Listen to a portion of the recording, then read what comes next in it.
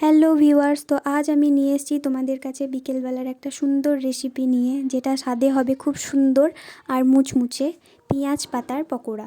তো প্রথমে পেঁয়াজ পাতাগুলো নিয়ে নিয়েছি। তারপর পেঁয়াজ পাতাগুলো এইভাবে কুচি কুচি করে কেটে নিতে হবে। তারপর এর মধ্যে দিয়ে দিতে হবে পরিমাণ মতো বেসন। বেসনের পরিবর্তে তোমরা রুল ময়দাও ইউজ করতে পারো। তারপর এর মধ্যে দিয়ে দিয়েছি চালের গুঁড়ো।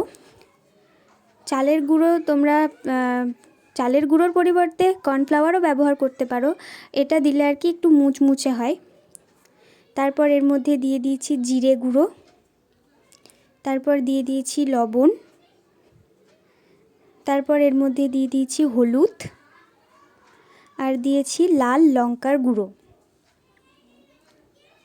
তোমরা তোমাদের মতো ঝালটা দেবে, আমি আমার মতো ঝালটা দিয়ে দিয়েছি।